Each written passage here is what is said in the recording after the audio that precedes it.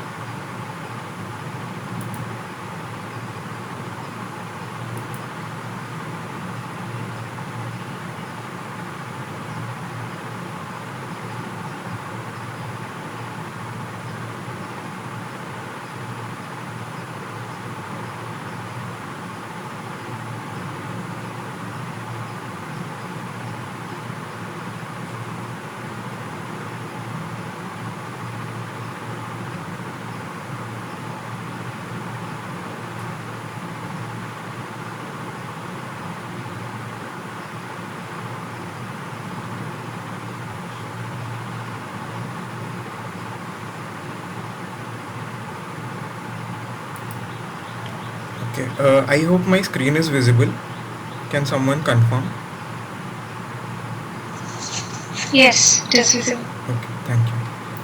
So, hello everyone. So, I think we can start our session and meanwhile others can join.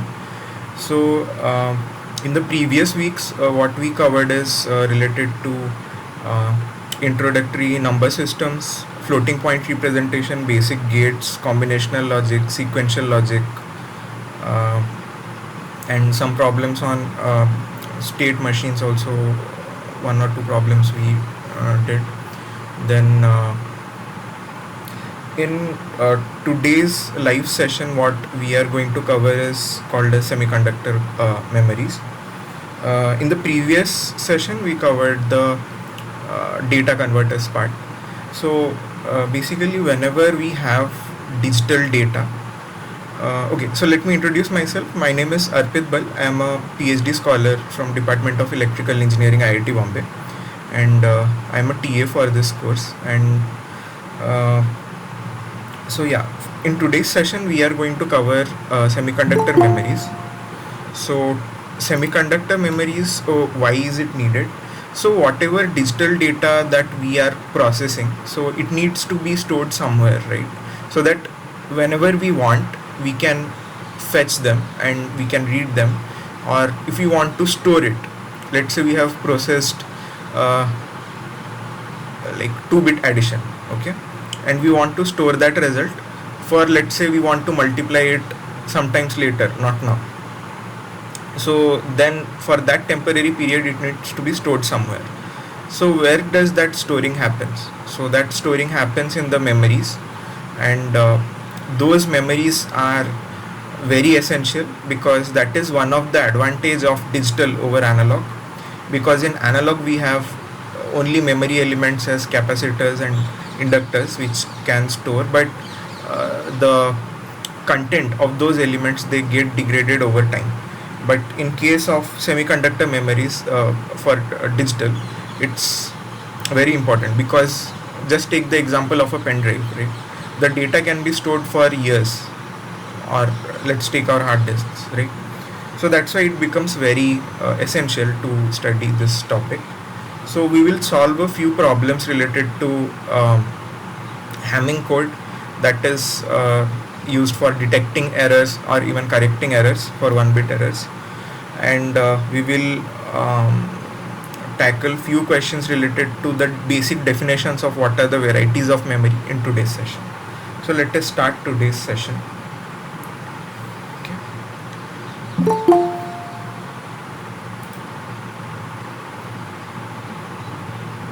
Okay, so which of the following statement is true?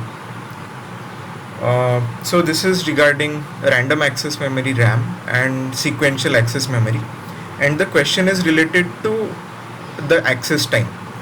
So from the lecture we know that okay, so we have one answer, option B. Okay, so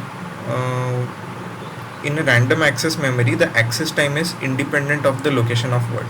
So does everyone agree with option B?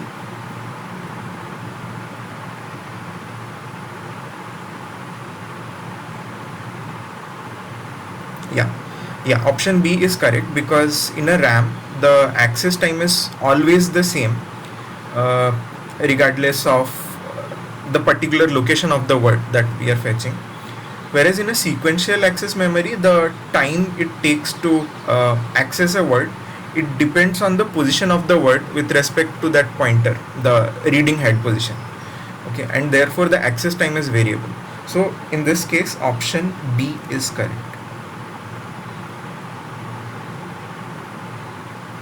Yeah, moving on to the next question. So SRAM, okay, so there are two types of RAM. So dynamic RAM and static RAM.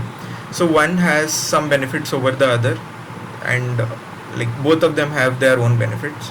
So for static RAM, the memories offers what? There are few options that are listed. So these questions are actually factual questions, but it is good to know the properties of each RAM so that you can determine when one RAM needs to be used over other. So can anyone tell me whether does static RAM offer lower cost?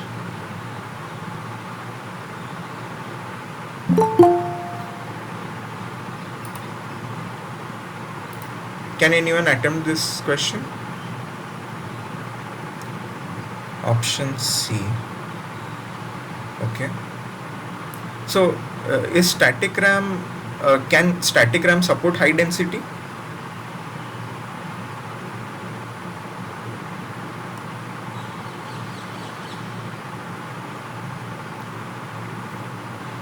A, I think.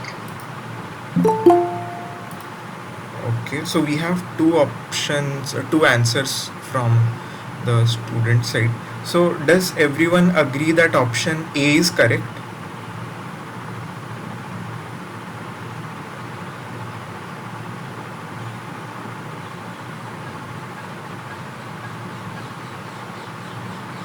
No, its density is low. It is SRAM. Correct. So option Yeah. A cannot be correct. and that was the reason why dynamic RAMs are highly preferred, because they offer high density, right? So SRAM, the high density option is wrong. So the correct answer is actually high speed. So the properties of SRAM is basically high speed, low capacity, higher power consumption, right? And it offers lower density. So whenever we are looking at a very larger storage, then we should not be looking at SRAMs, but instead we need to prefer DRAMs, dynamic RAMs. So in this question number 2, option C is correct. Okay. Moving on to the next question. Okay. So this is about dynamic RAM. So it stores the binary information on what? Okay, so let us start by eliminating one option. Okay, is my voice audible properly? Yeah. Okay. Yeah. Option A may be the answer. Okay. So is there any other answer?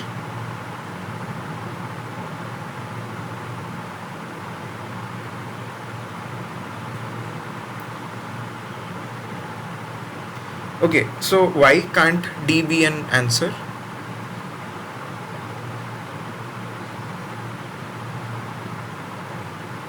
Can register be an answer?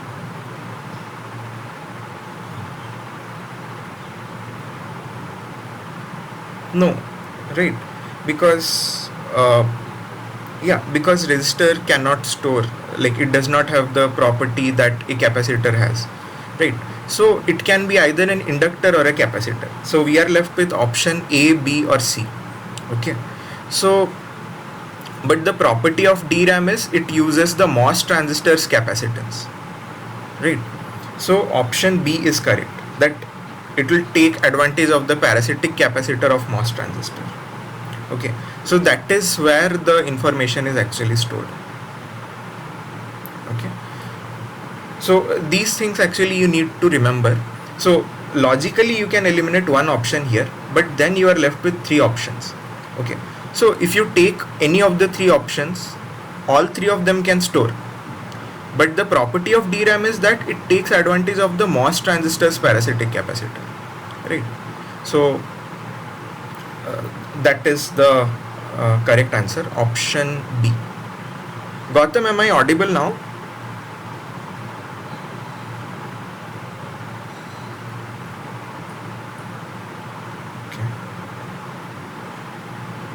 Okay, so in the previous question we were discussing about SRAM's offer, but so can anyone answer this question? So basically you have to take the complement of SRAM property. So can anyone answer this?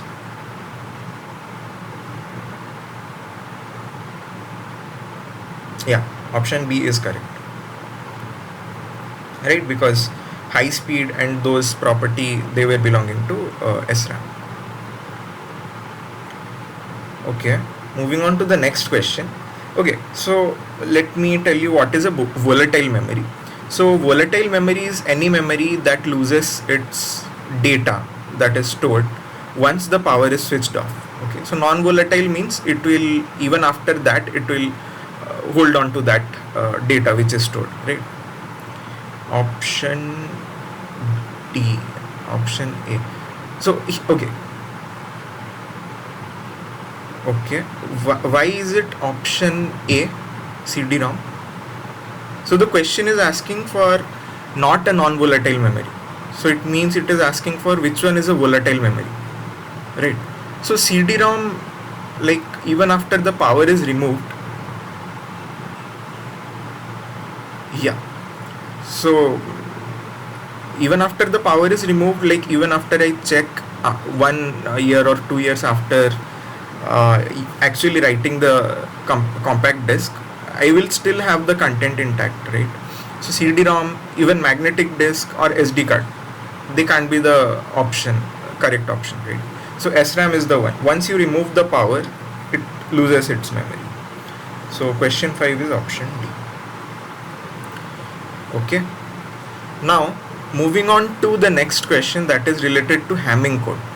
Okay, so Hamming code is used both in case of checking the reliability of the stored memory as well as in data transmission. So let us say I am a transmitter and let's say one of the students is a receiver, right? So how do you understand that whether the data that has been transmitted is correct, or was there any bit change due to the channel, right? Or how do you realize that whether the data that was stored initially, that is same, or it has changed over the time, right? For that reason Hamming code was developed. So the way Hamming code works is, okay, let me take this example to explain. Okay, so it is a 8-bit, this particular example has given us a 8-bit data. Okay, so let me list down the total number of bits: 1 2 3 4 5 6 7 8. Okay, and if the total number of data bit is 8, how many parity bits do we need to add? Okay, so the formula for that is 2 to the power k minus 1 should be greater than equal to n plus k, where n is the data bit and k is the number of parity bits that needs to be added.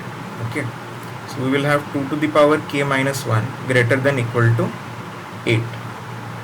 This implies 2 to the power k should be greater than equal to 9.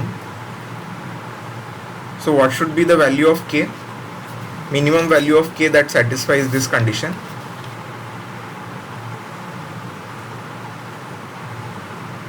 Can someone answer? 4. Okay, correct. So k is equal to 4. It means I need to add 4 parity bits, right? 9, 10, 11, 12. Okay, but the interesting thing about this is, so the parity bits will be occupying positions in 2 to the power n fashion.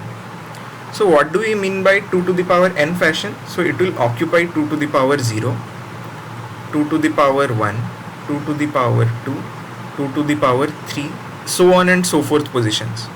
Okay, so 2 to the power 0 means the first position. Okay, so let me denote it as P1. Okay, next thing is 2 to the power 1. 2 to the power 1 means 2. Okay, so 2 means P2. Next is 2 to the power 2, that is 4. Okay, so this is also a parity bit, so it will be P4. Next parity location will be 2 to the power 3, that is 8, so it will be P8. Okay, so after you assign positions to the parity bits, what you need to do C is, will be the answer, I think. okay, let's find that out. Yeah, after you assign position to the parity bits, you need to insert the data bits.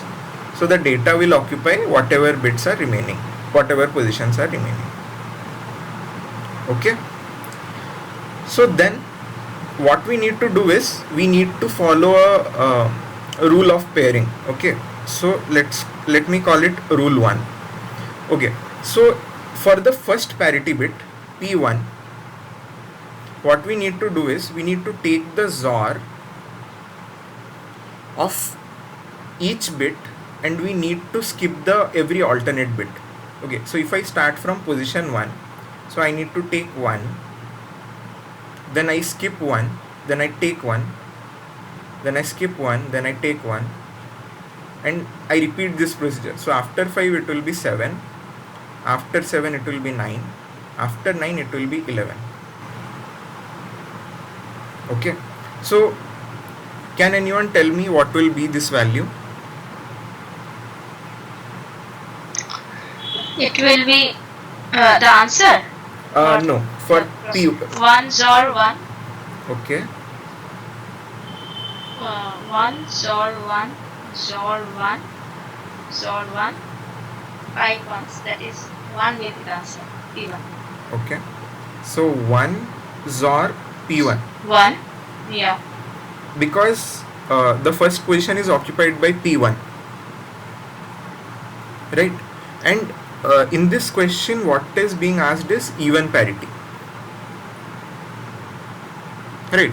So for even parity criteria to satisfy, it means whatever we are taking, the number of ones should be even. Correct? So this result has to be 0 for even parity criteria to satisfy. So what should be the value of P1 for this criteria to satisfy? 1. Correct. So same thing we will do with 2. But when we take P2, what we need to do is we need to take 2 and skip 2. Okay. So take 2 bits at a time and skip 2 bits after that. So 2 bits means we'll start from 2 because our position starts from P2. Okay. So we will take 2 bits. So 2 and 3. Then I will skip 4 and 5. Okay. Then I will take 6 and 7. Okay. Then I will skip 8 and 9. And I will take 10 and 11. Okay. So what should be the result of this? Can anyone tell me?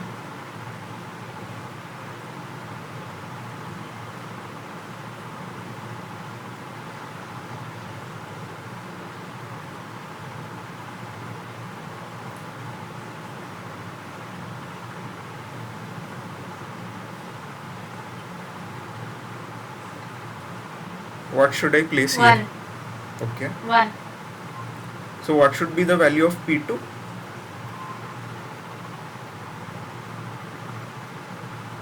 1. Yeah. Okay. Same thing we need to repeat for P4. Okay. So can anyone tell me for P4 what are the bits that we need to XOR?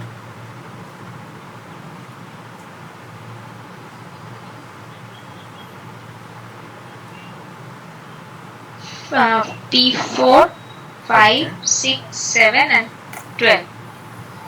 Correct. So what will be the answer? P4 XOR? Hello. Yeah, P4 XOR Sorry?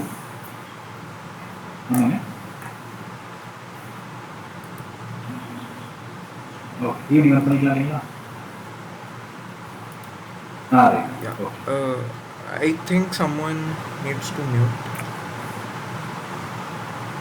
Okay. P4 yeah, XOR. I thought, yeah, but P4 XOR 0. Yeah. So P4 value should be 0. correct. Okay. Same thing we will repeat with P8. So what should I XOR in this case? P8, P9, P8, 9, Hmm. 10, Yeah. 11 and 12. Correct. So that will be P8 XOR. XOR 0. Correct. So this is P8 is equal to 0. P8 equals to 0. Yeah. Okay. So we did this method equals to 0 because we were asked for even parity. Right. So had it been given to us that which of the following is the odd parity Hamming code, so instead of equating it to 0, what we need to do is equating it to 1 and figuring out the parity value. Okay. So now we know all the parity bits P1, P2, P4 and P8. Okay. So just replace these values. So I'll replace these values that we have. So P1, P2 is 1, 1. Then I have 1. Then P4 is 0. Okay. Then after that I have 3 ones. And P8 is 0. Then after that I have 4 ones. Okay. So option C is correct.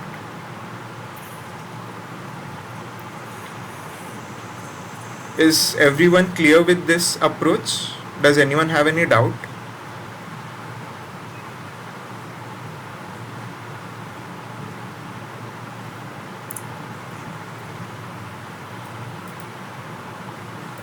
Does anyone have any doubt in this question?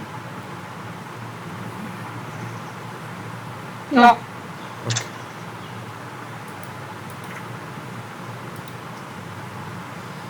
Okay, then we can move to the next question. Okay, so the next question is related to uh, memory. Okay, and what we are given is a memory unit is 1024 into 64.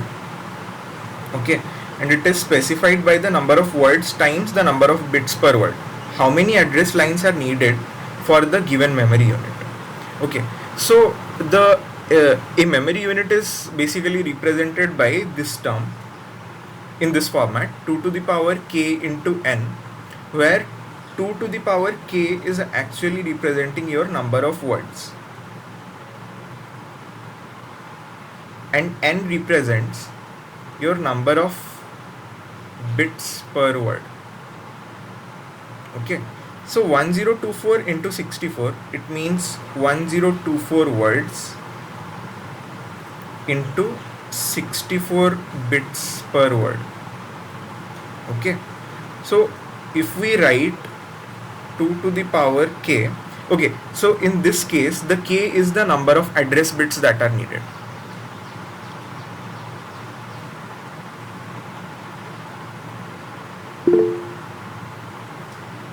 Okay, so if we equate both of them, 2 to the power k is equal to 1024, we will obtain, okay, we saw an answer, yeah, so 10 is correct, so k is equal to 10. Okay, is everyone clear with this?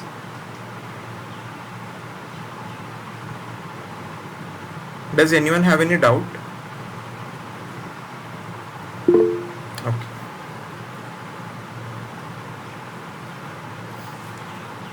Okay, moving on to the next question.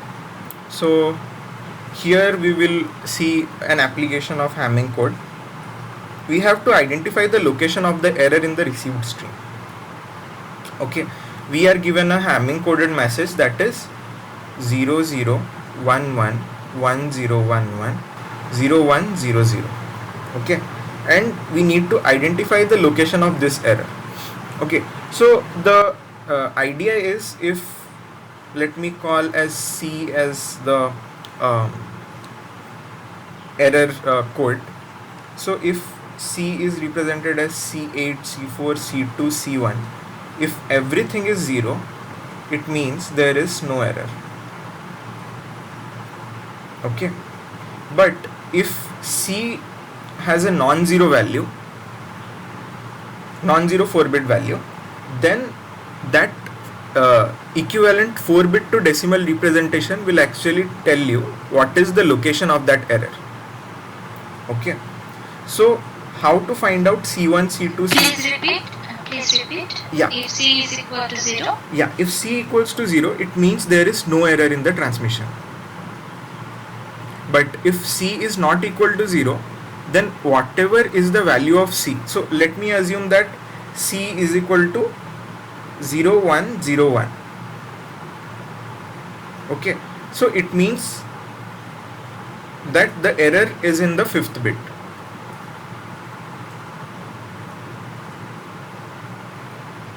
Okay, but if C is equal to 0000, it means there is no error. Okay, I hope that is clear. So Yeah. okay, so how do we find out C1, C2, C4, C8? Okay, so what we are going to do is, so we know the location of the parity bits, right? So P1 occupies, okay, let me number it, 1, 2, 3, 4, 5, 6, 7, 8, 9, 10, 11, 12. So P1 occupies this position, P2 occupies this, P4 and P8. Okay, so in the same manner how we found out P1, we also need to find out C1. Okay, so P1 and C1 will have the same zoring of inputs. So can anyone tell me, for P1 what did we zor?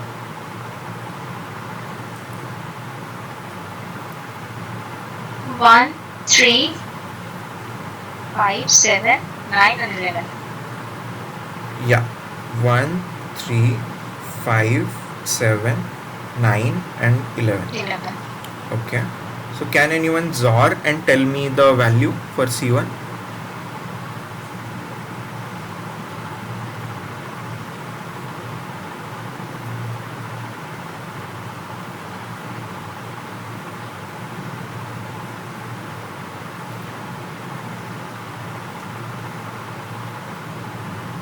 One. Okay. Does everyone agree with this answer that C1 is 1?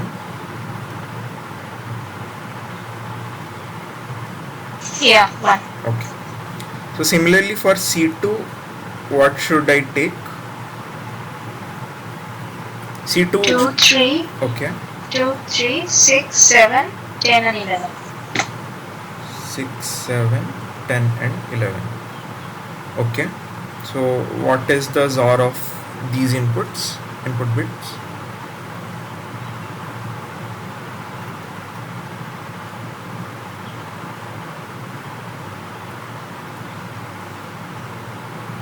Okay, so we have an answer. So is 1 correct?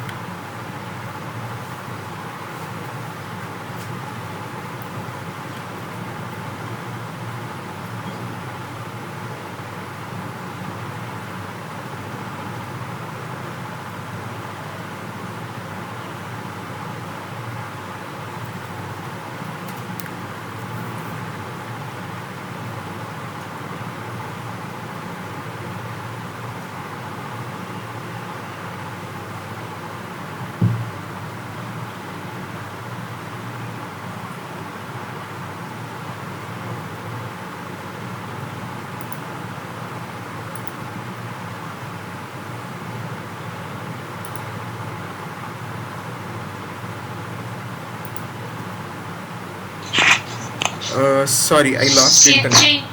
Yeah. Just give me a moment, I'll rejoin.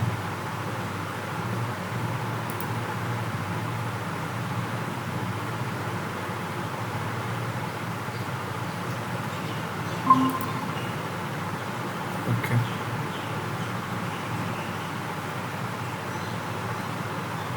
Is my screen visible? No.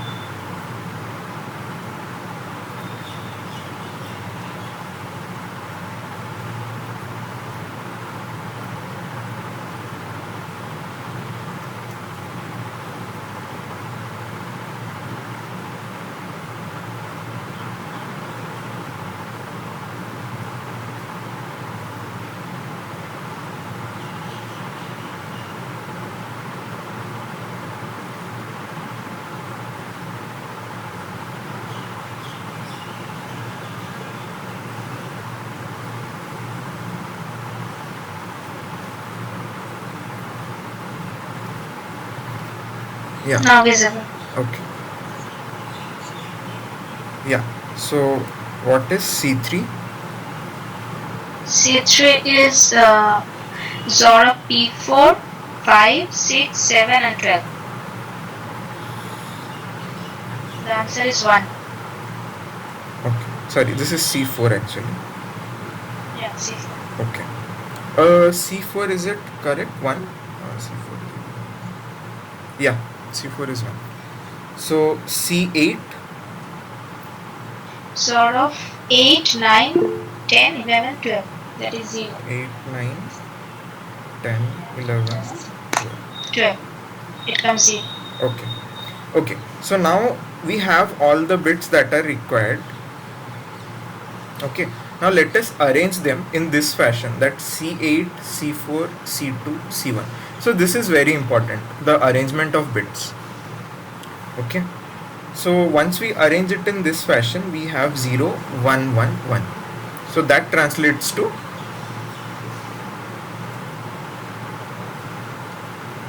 7. Okay. So it means error is in bit number 7. Okay. So remember these steps. So whenever you are identifying the location of the error, what you need to do is, whatever message is given to you, Hamming coded message, just write it down. just start numbering them. Okay, that is the first step. Second step is identify the location of parity bits. Okay, so parity bit need not end at only P8. So let's say if my message would have been longer, okay, so then we need to assign appropriate position to the parity bits. Let's say there can be P16 later, okay, if the message length is very high, right? So appropriately you assign the parity bits. Based on that you determine the C or the error correction bit. So C1, C2, C4, C8, or maybe C16 or C2 to the power n, whatever it is. So try finding it out. Then whatever bits you have found out, so try to arrange them in this fashion that the MSB location is occupied by C2 to the power n and the LSB location is occupied by C1. Okay, then whatever value you obtain is actually going to represent your error, location of that error. Okay, I hope this question is clear. Yeah. Okay, so moving on to the next question. So in the next question what we are given is the input data word of length. Okay, the input data word length is given to us that it is 60 bit. We need to find out what is the length of Hamming code. Okay, so can anyone tell me? So we used a formula before some time. Can anyone tell me?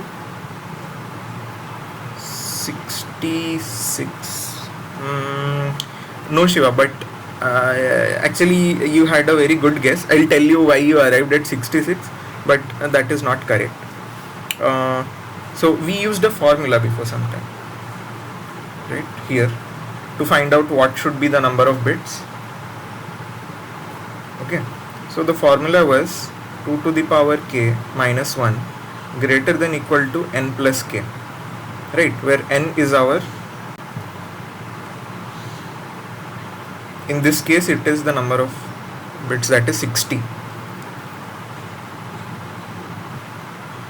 Okay, so 2 to the power k should be greater than equal to 61 plus k. Okay, so if I take k is equal to 6,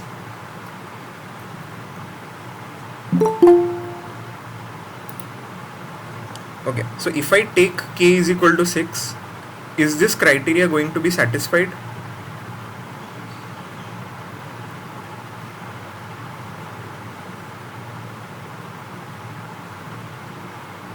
No, right? No. So what is the minimum value of k for which this criteria is being satisfied? 7. Yeah, so k has to be equal to 7, right? So if k is equal to 7, so the length of Hamming code is 7 plus the input data, that is 67. Okay, now I got an answer 66. So I think probably what the individual thought is, so there are total 60 bits, so it means the maximum binary location that the person can arrive at is 32, right? So 32 location, then you go down from there. So maybe after 32 you arrive at 16, you arrive at 8, then you arrive at 4, then 2, then 1, right? So if you count the positions, you actually see 6 positions. Am I correct, Shiva? Like, is this the approach that you followed initially? No, I used that formula, but not included that k. Okay.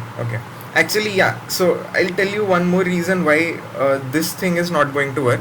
So though it looks correct, but what happens is when you start inserting the data bits, okay, so by the time you start inserting the data bits, what happens is these bits are also going to occupy some locations, right? So the total length has already increased. So it means even 64th location will be accessible to you because you have already added 6 bits. and because of that reason you also need to include the 64th location of parity. So k becomes equals to 7 instead of 6. I hope that is clear. Does anyone have any doubt in question number 9?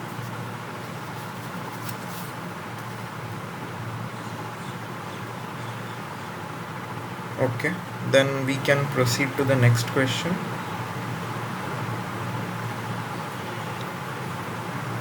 Okay, is my screen visible? Yeah. Okay. Okay, so this is about the PAL, PLA and PROM.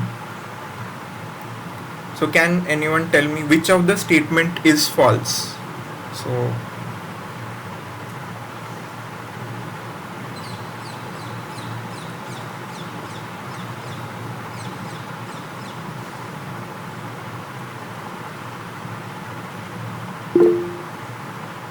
option C. Okay, yeah, so if we look at the options, so without even actually knowing the info, so what we can say is A and C are actually contradictory, right? So the answer can be either A or either C. So we received one answer, so that is option C. Yeah, option C is correct, that PAL has programmable AND array and programmable OR array. So option C is correct, right? Okay, what does CPLD stand for?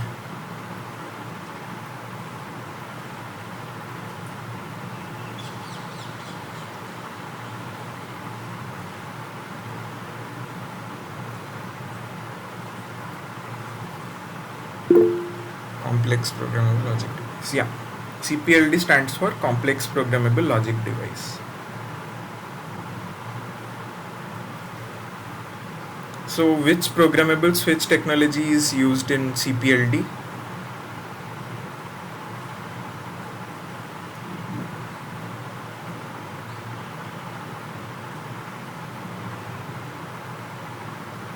So these are actually antifuse? No, not antifuse.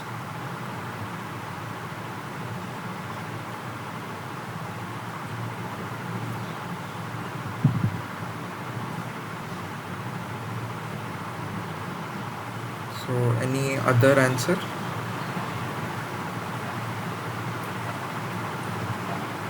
Okay, it is actually EEPROM, electrical erasable programmable ROM, read only memory.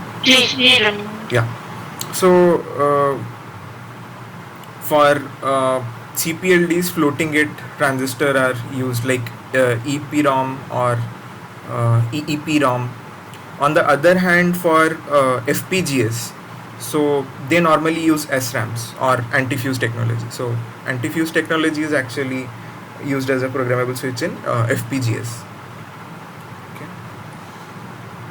So yeah, this is also a fact-based questions. So these facts are actually present in the lecture slides if you go through them. So can anyone tell me what are the available sizes of LUT in vertex 6, if anyone remembers?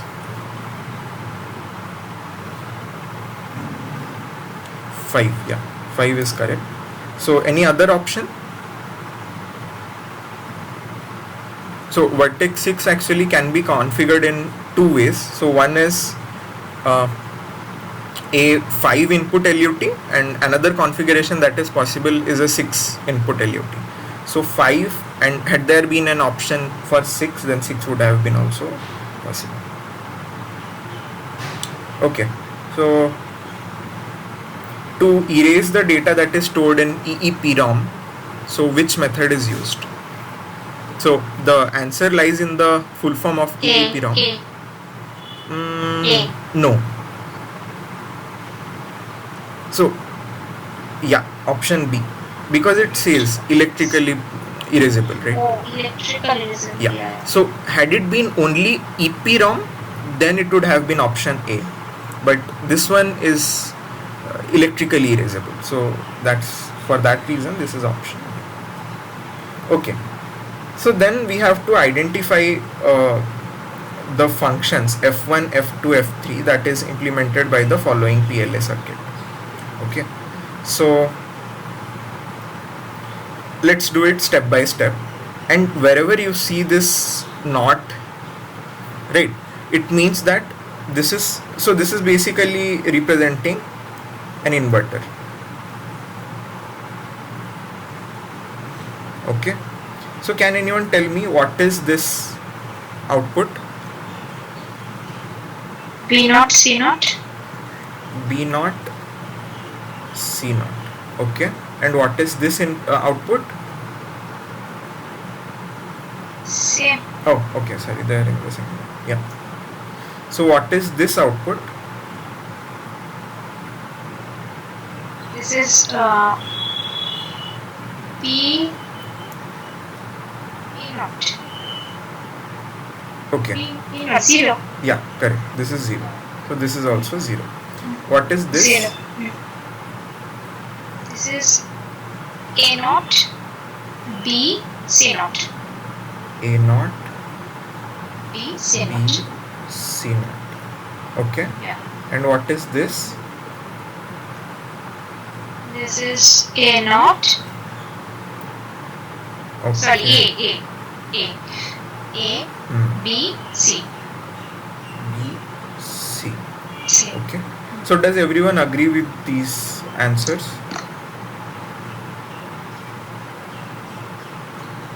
Okay, so these are correct. So what is F1? It is B bar, C bar. F1 is equal Plus. to B bar C bar plus 0 0 plus plus A, B, C. A, B, C. Okay. What is F2? It is 0 plus 0 plus A, B, C. A, B, C. Okay. What is F3? F3 is B bar, C bar. B bar C Plus. bar plus Plus A bar, B, C bar. A bar B C bar. Yeah. So this is the correct answer. Okay. So for today's session, these were the problems that I thought of covering, and we will once again go through the entire questions that we solved today. So is everyone clear with this particular question? Question number 15. Does anyone have any doubt in this question? Okay. If not, then we'll just go through whatever problems we solved today. Okay. So I understand that most of the questions that we did today were actually factual, so fact-based questions, and yes, you need to remember them. They will be helpful when you actually decide on a technology, like which one you need to choose in whatever circumstances required. Okay, so that's why I'll suggest you to go through the lecture slides again and try to differentiate, like why SRAM, why not DRAM, why in this case SRAM has to be used, so on and so forth. So that will help you to logically distinguish between the two. Okay, and with this distinguishing fact itself, like you will be able to collect it when you need it. Okay, so same thing with random access and sequential memory, right? So the first question was related to the access time, related to random access memory and sequential access memory.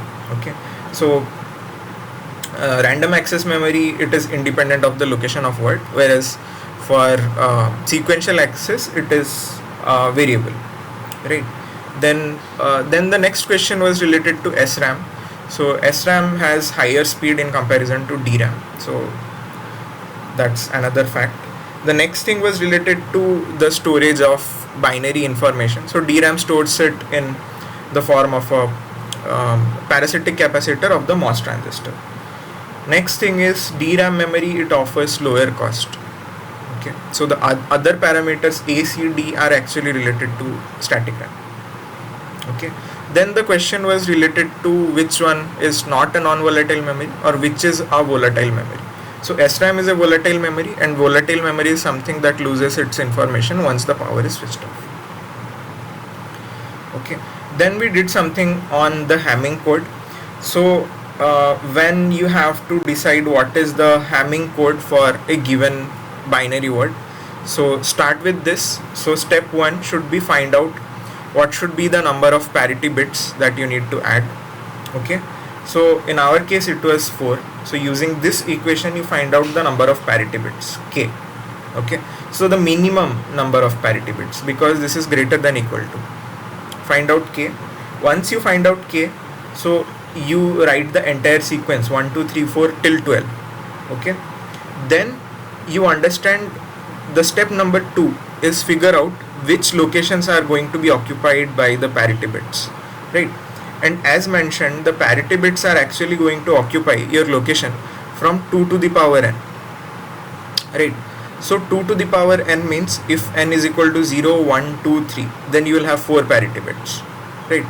So based on that you assign the location to the parity bits p1 p2 p4 p8. Once you assign the location to parity bits, you look at the input word that is given to you. Okay, so if let us assume that this is not 111, if this is something 1011 0001, okay, so you start with the first vacant location, that is location 3. So I'll assign 1 here, then I'll fill 0 here, then I'll put 1 1 here, okay, then I'll put 0 0 0 1 here. So I gave this example just to make sure that you don't get confused with all ones input bit and a input sequence which has a combination of ones and zeros. Okay, so once you fill out the locations, you try figuring out what is P1, P2, P4 and P8. So for taking P1, you need to take XOR of the input locations, and you have to choose the input locations in a way that you start from the first location, okay, then you take that location bit, you skip one location bit, you take the next location bit, and you do this for every alternate bits. Okay, so you'll arrive with 1 3 5 7 9 11 as the sequence. For P2 you start with location 2 and you take 2 bits at a time, you skip 2 bits at a time. Okay, for P4 you take 4 bits at a time and you skip 4 bits at a time, right, every alternate 4 bits. For P8 also you do the same thing, you take 8 bits at a time, you skip 8 bits at a time, starting from location 8. Once you do that, you arrive at an equation which looks like this 1 XOR P1. Then 1 XOR P1 has to be what value is going to be determined by whether it is given even parity or odd parity. Okay, because in this case it is given even parity, so the number of ones should be equal, right? So for that reason what we did is I XORed 1 with P1 and I equated it to 0. Okay, had it been given that you do it for odd parity, then I would have taken 1 XOR P1 is equal to 1. Okay, because the XOR of all the bits it had to be 1 for an odd parity, right? And for even parity I figured out what is P1, P2, P4, P8. Okay, then whatever was the position that was occupied by P1, P2, P4, P8, you just assign those values and you obtain the result. Okay, that's all we did for the Hamming code. The next thing was related to memory, and here we were supposed to tell what is the number of address lines needed. So here we noted the representation of a memory that is in the form 2 to the power k into n, where k represents the number of address bits and n represents the number of bits per word. So 1024 into 64, it means 2 to the power k is equal to 1024, and we figure out the value of k, that will give us the number of address lines. Okay, then the next question was related to the application of Hamming code for detecting the location of error. So in this case what we do is we define a code like code C. Okay, as C8, C4, C2, C1. And C1, C2, C4, C8 are actually determined by the same method that we use to determine P1, P2, P4, P8. Okay, so you take the coded message, you assign the locations, the numbering. Okay, then you assign the positions for the parity bits.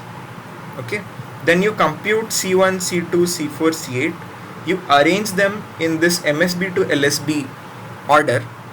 Okay, then you see what is the value. So in our case the value was 7, which means that the 7th bit was erroneous. Okay. The next question was related to the length of Hamming code, and this formula we used it earlier as well. Okay, and you find out the minimum value of k for which this relation is satisfied. In our case that was 7. So the total length of the Hamming code is 60 plus 7, that is 67. So the next remaining questions were mostly factual, like we had to say regarding the property of PAL, PLA.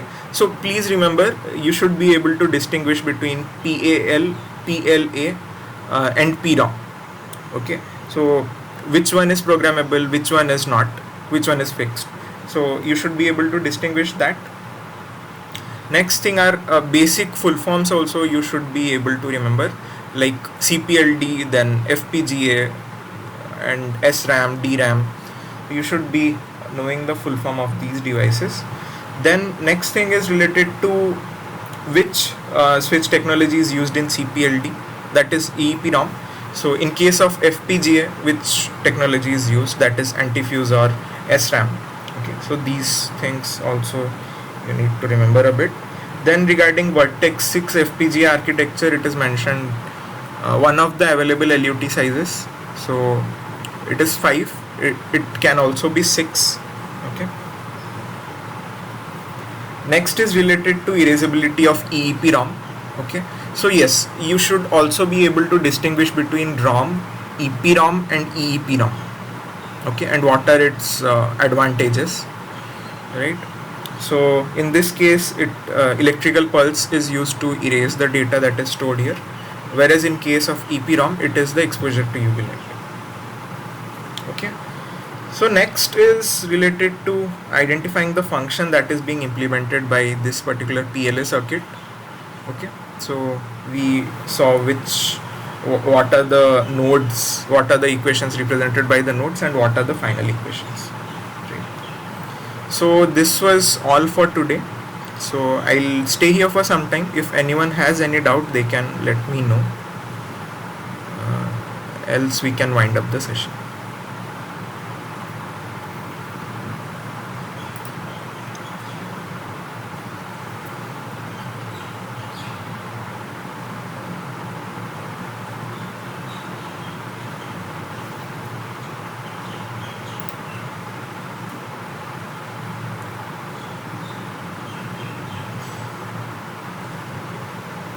Okay, so I think we can close this session.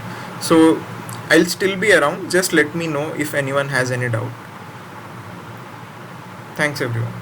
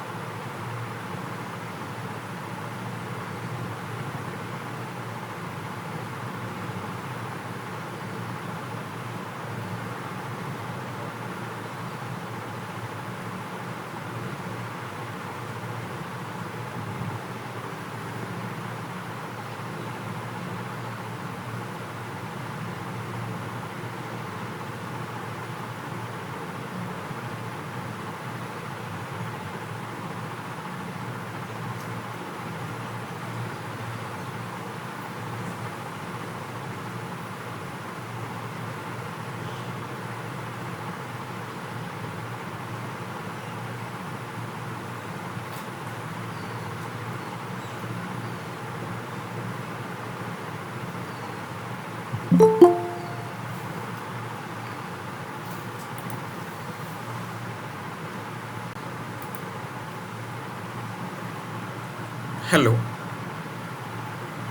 Yeah. Hi Tanmoli. So should I summarize what we covered today?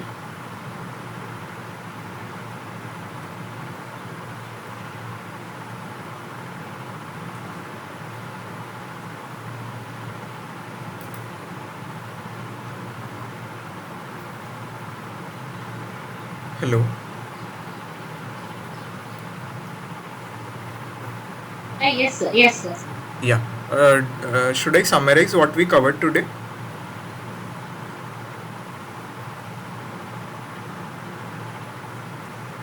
Okay.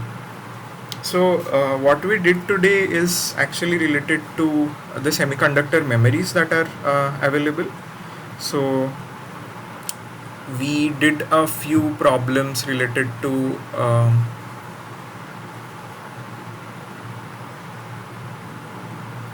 Hamming code, and a few questions that were related to memories, a different form of memories, SRAM, DRAM, and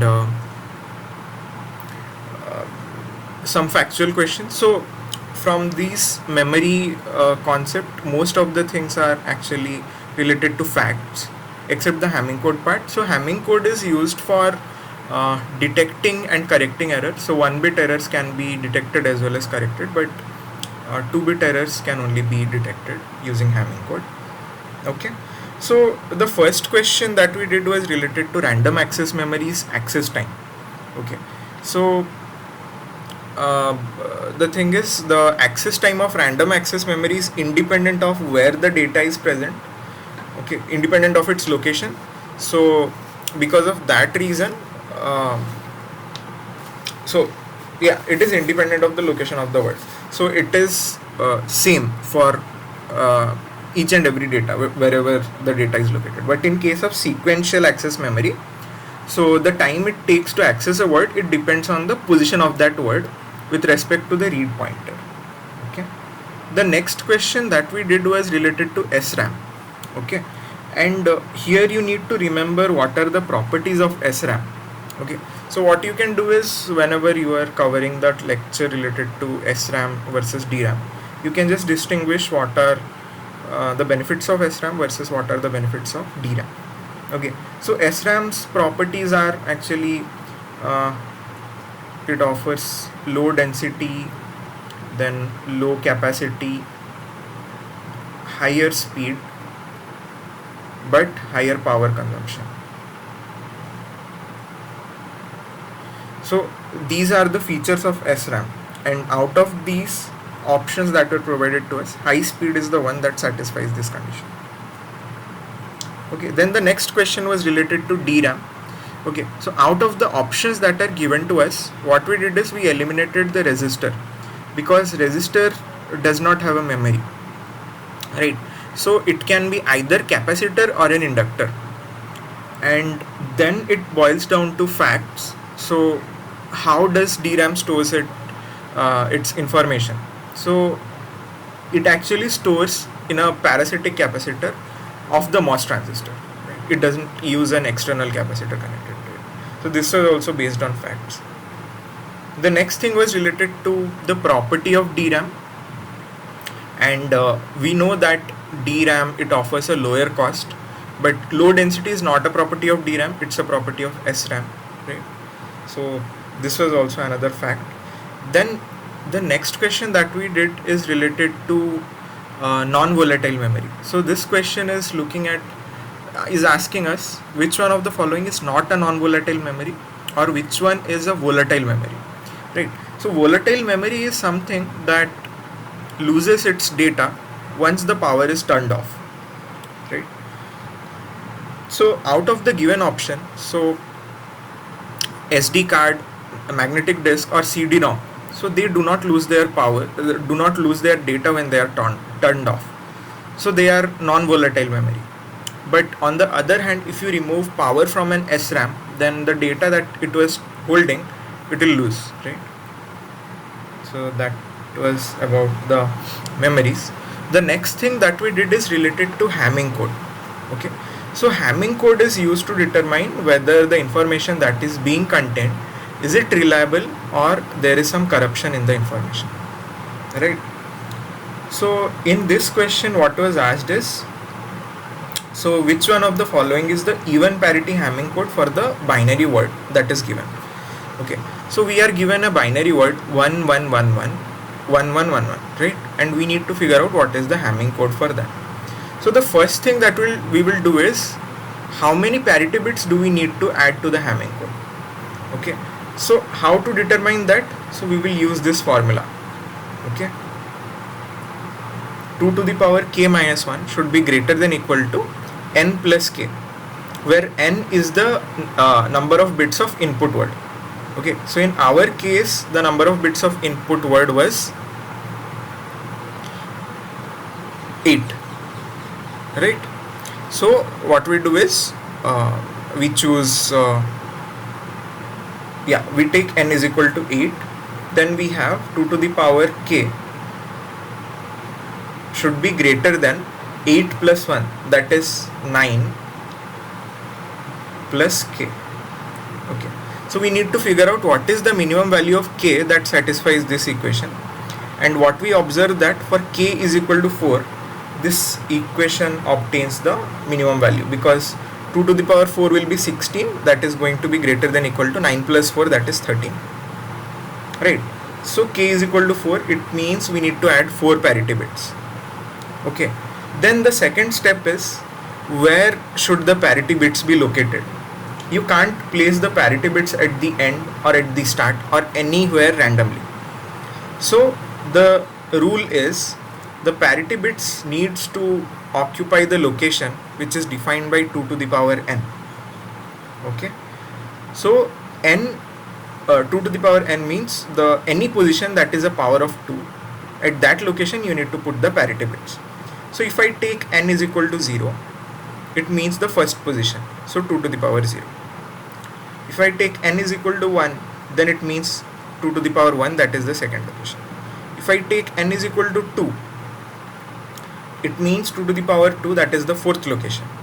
Then n is equal to 3, it means 2 to the power 3, that is the 8th location. Then what I do is, I write the numbers from 1 to 12. Okay, and under that numbers I just place the parity bits first. First location P1, second P2, P4 occupies the fourth location, P8 will occupy the 8th location. After placing the parity bits, I take the input bits, whatever bits are present, and place them wherever I see vacant places. Okay, are you clear till this step? Sir, how that one will be placing? We are placing P1, P2, P4, P8 as placing as the number ahead. Whether it will be starting from 12 or from 2. Sorry, for placing the input bits? Yeah, for placing the input, where shall we start? Okay, so let me write it at a clean location.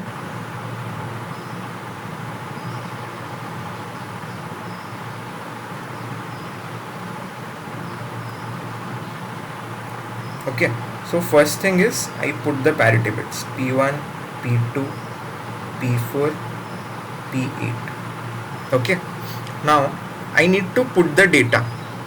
Okay, so what is the first location that is available to me? Yes. That is location 3. Okay. Right. Okay. So let me tell that, okay, let us not take 1111, let me take this one. Okay, 1011 0001. Okay. Then 3 will be 1. Correct. Then 5 will be 0. Correct. 6, 7 will be 1. Correct. Then 0, 0. Correct. Like Yeah. that it will be going. Yes. Okay. Thank you. Okay. And after doing that, what we need to do is, we need to figure out what is the value of P1, P2, P4 and P8. Okay. So for figuring that out, what we need to do is, we need to take XOR of some particular location of bits. Okay. So for P1, the rule is that you take the first location starting with P1, okay, and you skip the next location, right? So for P1 I will take 1, I'll skip 2, I'll take 3, I'll skip 4, I'll take 5, I'll skip 6, I'll take 7, so on and so forth till the end, okay, and I'll take the XOR of that, okay. Similarly for P2 I'll start from P2, I'll start from the location 2, I'll take 2 bits, I'll skip 2 bits. So I'll take 2 and 3, I'll skip 4 and 5, I'll take 6 and 7, I'll skip 8 and 9, I'll take 10 and 11, I'll skip 12 and anything else. Okay. Same thing for P4. I'll start with P4, I'll take 4 bits, I'll take 4, 5, 6, 7, I'll skip 8, 9, 10, 11 and I'll take 12. Okay. Same thing I'll do with P8. Okay, I'll take 8 bits, I'll skip 8 bits. Okay, then the next thing I need to do is whatever is the XOR of this complete result, whatever is the XOR of this complete result, it should satisfy my even parity criteria, right? So if I take the XOR of these location bits, what I end up with is actually 1 XOR P1. Right. So 1 XOR P1 to satisfy even parity, it means there should be equal number of 1s. Right. So it means 1 XOR P1 should be equal to 0. Correct? Is this point clear? Yeah, clear. Thank you. Clear. So similarly, I'll figure out what is P1. Same thing I'll do with P2. Same thing I'll do with P4. Same thing with P8. Okay. And once I figure out what is P1, P2, P4, P8, what I will do is these variable names I'll replace with their actual values that we obtained. And whatever result is obtained, that is the answer. Okay. Is this clear? Question 6.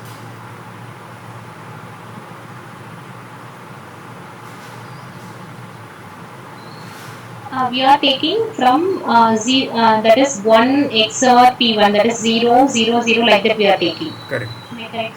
Yeah. Okay. Thank you, sir. Yeah. Clear.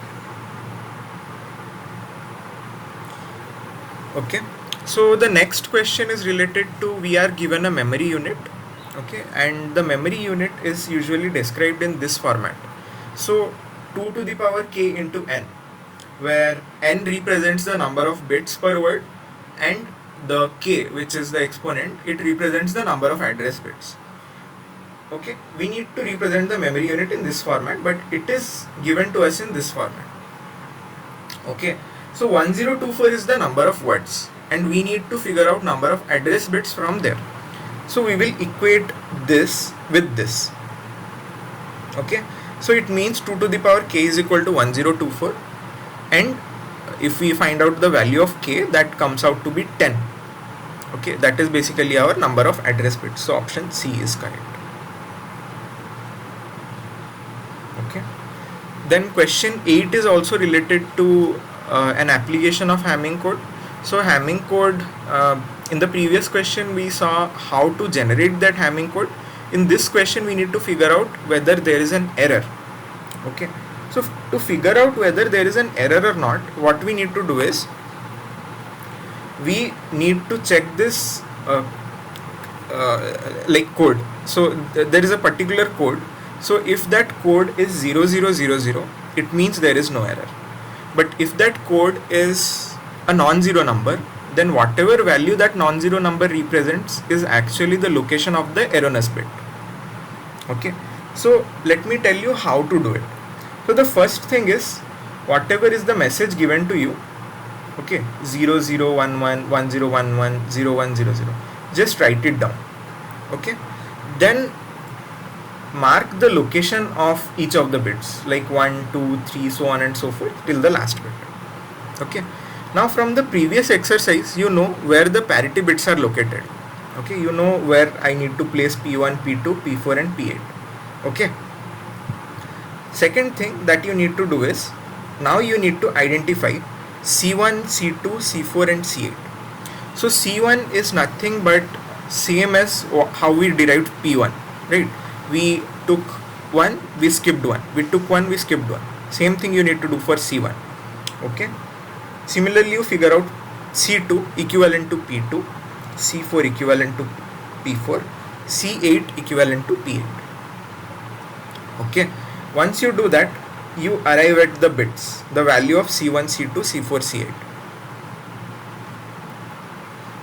After you arrive at these values, what you do is you just arrange them in this format: C8, C4, C2, C1. Okay. Then whatever is the decimal equivalent value, that will give you the location of error. Is this clear? Yes.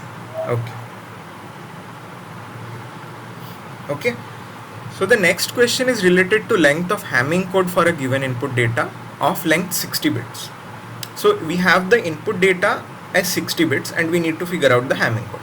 So we are going to use the same formula that we used before two questions. 2 to the power k minus 1 greater than equal to n plus k, where n is the number of input bits. In our case it is 60. Okay. And we arrive at this final equation. Okay. So the smallest value of k that satisfies this equation is 7. Okay. So the total length of Hamming code will be 7 plus the input bits, that is 7 plus 60, that is 67. Okay. So the next question, is my screen visible or is it stuck?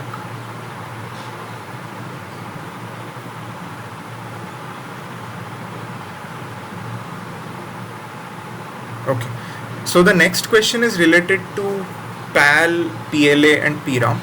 So there you need to just remember which one is the programmable part and which one is the fixed part.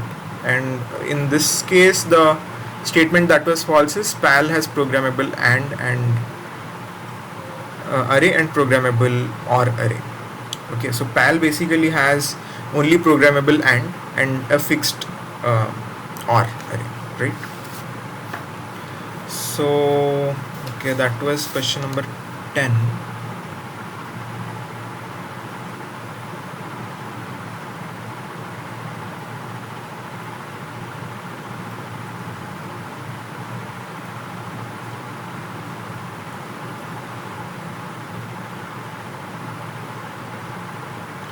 Okay, so the next question was related to the full form of CPLD.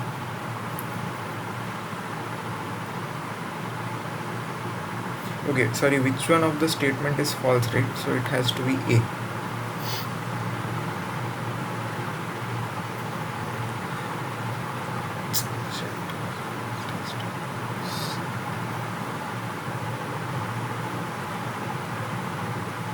Yeah.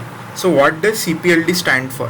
So CPLD stands for complex programmable logic device. So this was basically like there are a few full forms that you need to remember, like CPLD, FPGA, SRAM, DRAM. So as to understand like what it actually is. Then the next thing was related to the programmable switch technology that is used in CPLD. So in case of CPLD, EEPROM is used, electrically erasable programmable ROM, whereas in case of FPGA, actually static RAM or anti-fuse technology is used. Okay. Then the next question was related to the Vertex 6 FPGA. So what are the available LUT sizes?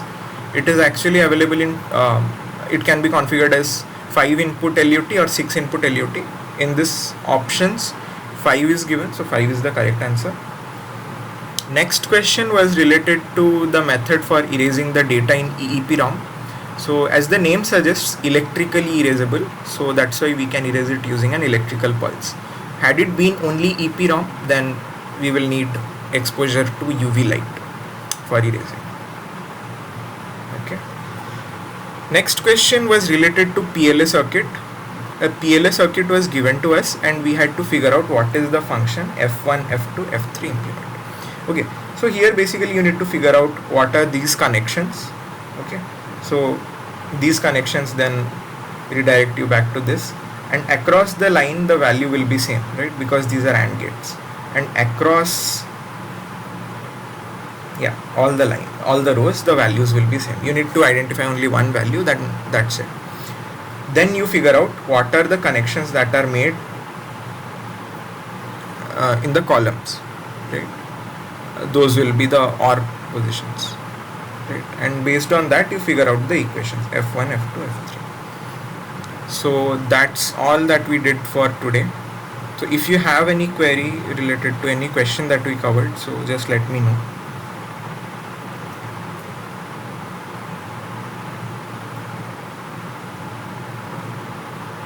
Is this clear, whatever we covered?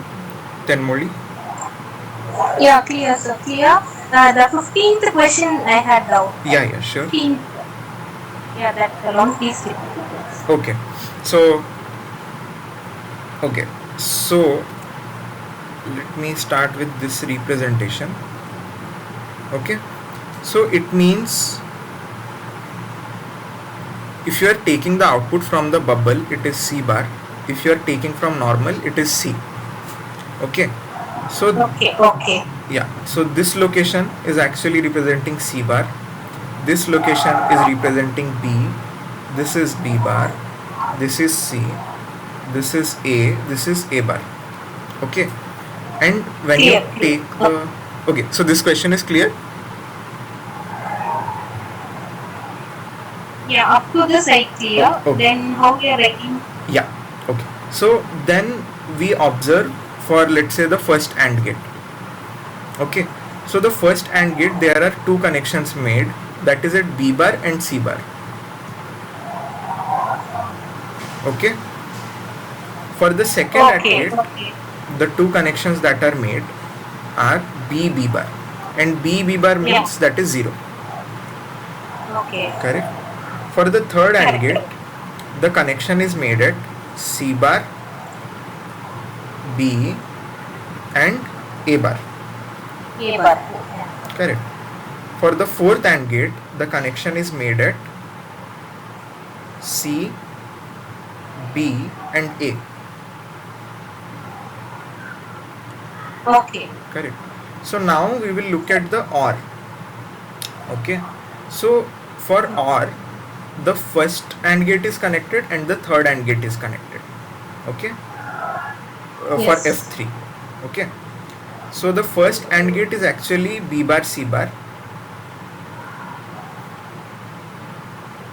Yes. And the third AND gate is actually C bar B A bar. It means A bar B C bar. Okay. So similarly we do for F2 and F1. Okay. Okay. Got it. Thanks. Yeah. Okay. Is there any other question?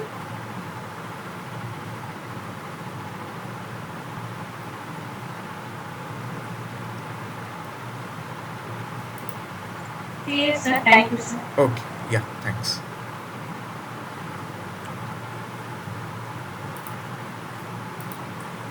Okay. If anyone has any doubt, just let me know. So I'll be around. So we can otherwise wrap up the session. Thanks for joining, everyone. Thank you, sir. Yeah.